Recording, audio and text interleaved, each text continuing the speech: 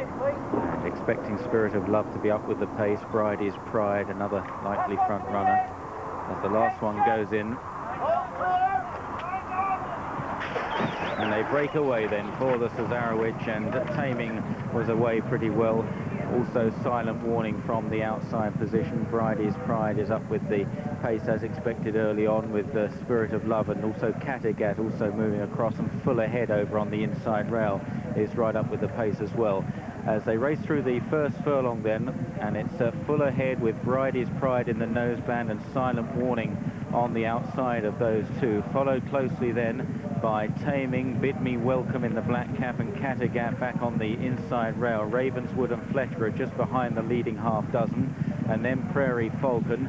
And looking back to the midfield, Weep For Me on the outside, wider out Stormy Sky in a blue jacket. One of those held up towards the back is Dominant Duchess. Spirit of Love is dropped right out today. That's a change of tactics. Renzo is also towards the rear as they approach the downhill run towards their only turn, and it's Bridie's Pride from full ahead in second place. Silent Warning is third. Kattegat 4, 5 is Bid Me Welcome.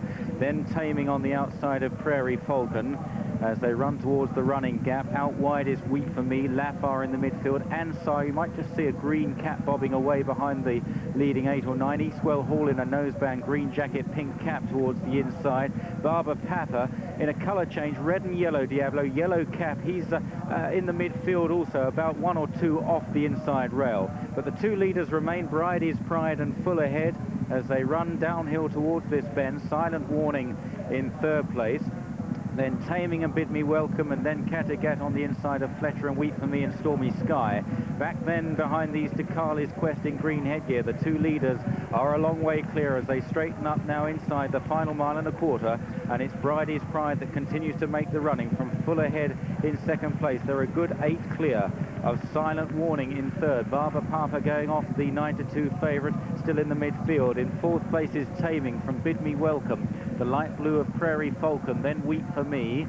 As we look at the chasing pack in the green headgear, Carly's Quest, Stormy Sky on the outside, then Ravenswood, Ansar the green cap, then Kattegat, Tryphaena there, the white jacket, the Irish mare in a good position. Also improving is Al Hawa with Spirit of Love with a big white face, one from the right beginning to pick up. The yellow jacket of Dominant Duchess also trying to improve. Lafar from the back as well, and Barba Papa still in the midfield. They head down towards the final 6 furlongs. The leaders have come back. Bridie's Pride full ahead. Silent Warning with Carly's Quest coming there strongly. Ravenswood, then Stormy Sky and Taming, and Heroes Fatale, last year's third, is also improving.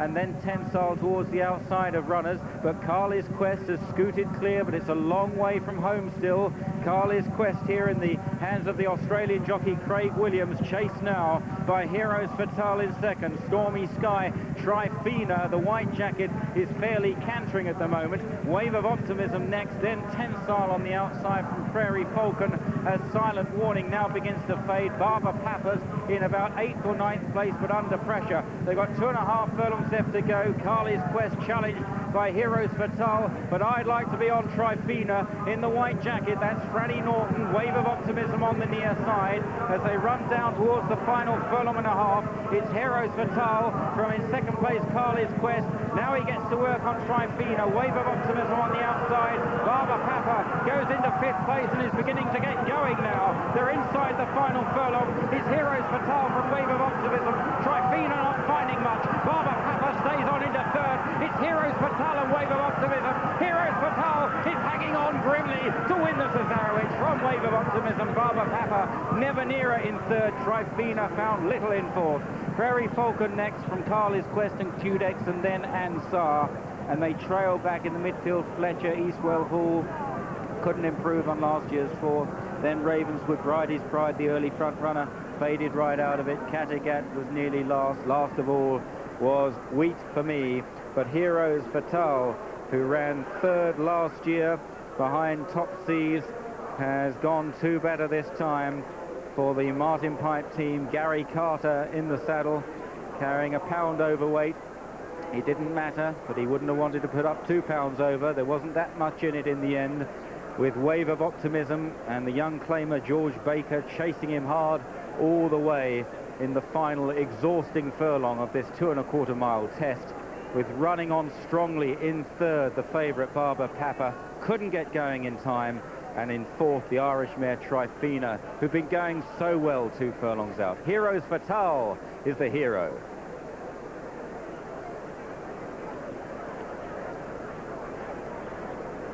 Heroes Fatale, 14-1 chance with the sponsors and Stanley this morning. Generally 12, only 11-1 with Coral is returned.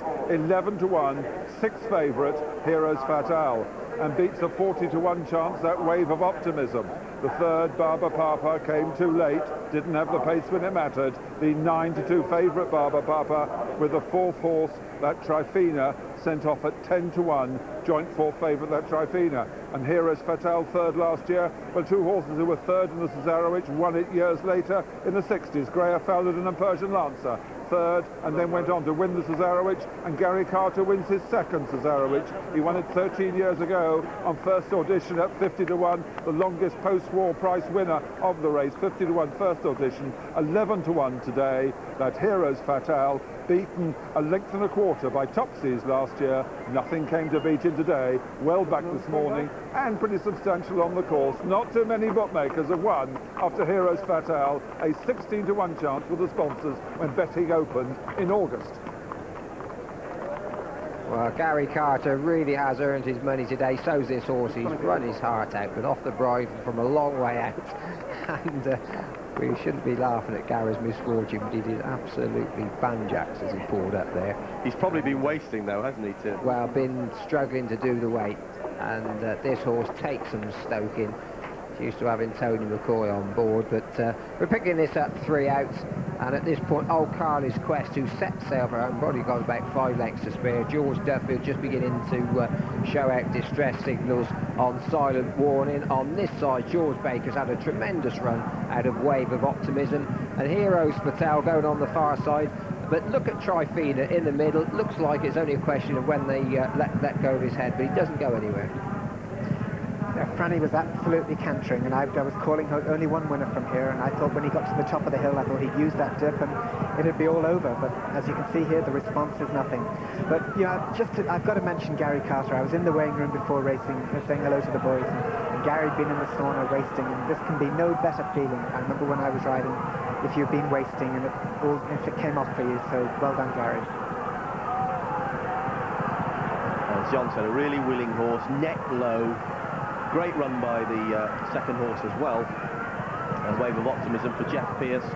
But it's Gary Carter and Martin Pipe and the Farrance Day. Let's take it from the inside of the course.